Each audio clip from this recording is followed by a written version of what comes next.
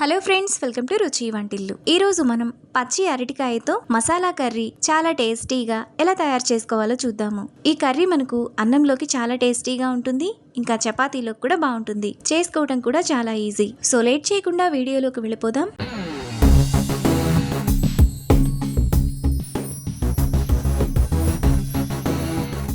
ఈ కర్రీ చేసుకోవడానికి 2 పచ్చి అరటికాయలను ఇలా మధ్యలోకి కట్ చేసుకుని నీళ్లలో వేసుకుని 10 నిమిషాల పాటు మీడియం ఫ్లేమ్ లో ఉడకనివ్వాలి. 10 నిమిషాల కన్నా ఎక్కువ ఉడకకూడదు, మరీ మెత్తగా అయిపోతాయి. ఈ విధంగా ఉడికితే సరిపోతుంది. ఇప్పుడు అరటికాయలకు ఉన్న పైన తోలును తీసేసి చిన్న చిన్న ముక్కలుగా కట్ చేసుకోవాలి. అరటికాయ ముక్కలను ఇలా కట్ చేసుకున్న తర్వాత పక్కన పెట్టుకోవాలి. ఇప్పుడు స్టవ్ మీద పాన్ పెట్టుకుని అందులో 2 టేబుల్ స్పూన్ల పల్లీలు వేసుకుని మీడియం ఫ్లేమ్ లో ఫ్రై చేసుకోవాలి. పల్లీలు సగం పైన వేగిన తర్వాత అందులో 1 టేబుల్ స్పూన్ ధనియాలు, 2 టేబుల్ స్పూన్ల ఎండు కొబ్బరి ముక్కలు, 1 టేబుల్ స్పూన్ నువ్వులు, చిన్న దాల్చిన చెక్క, 2 యాలుకలు, 4 లవంగాలు, 1 బిర్యానీ ఆకు వేసుకొని మీడియం ఫ్లేమ్లో 1 నిమిషం పాటు ఫ్రై చేసుకోవాలి. మసాలా దినుసులన్నీ వేగిన తర్వాత స్టవ్ ఆఫ్ చేసుకొని కొద్దిగా చల్లారనివ్వాలి. మసాలా దినుసులు చల్లారిన తర్వాత మిక్సీ జార్లోకి వేసుకొని మెత్తగా మిక్సీ వేసుకోవాలి. ఇలా వేసుకున్న తర్వాత అందులో పావు గ్లాస్ నీళ్లు పోసుకొని మెత్తటి పేస్ట్లా మిక్సీ వేసుకోవాలి. మసాలా పేస్ట్ను ఇలా వేసుకున్న తర్వాత పక్కన పెట్టుకోవాలి.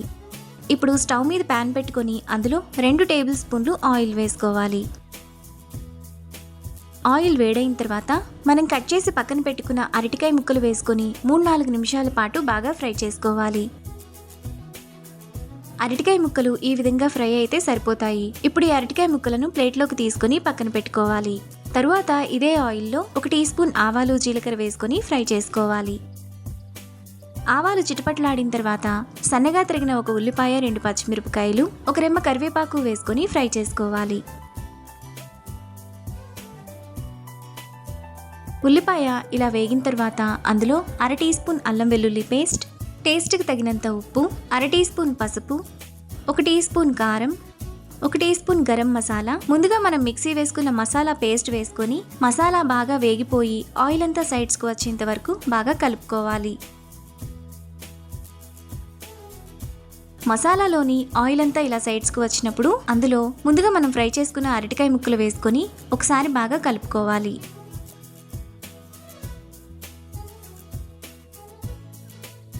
ఇలా కలుపుకున్న తర్వాత అందులో చిన్న నిమ్మకాయ సైజ్ అంత చింతపండు రసం, 1 గ్లాసు నీళ్లు పోసుకొని బాగా కలుపుకోవాలి. మీకు కర్రీ ఇంకొంచెం పలుచగా కావాలంటే ఇంకొద్దిగా వాటర్ని పోసుకోవచ్చు. ఇలా కలుపుకున్న తర్వాత మూత పెట్టుకొని సిమ్ ఫ్లేమ్లో 10 నిమిషాల పాటు ఉడకనివ్వాలి.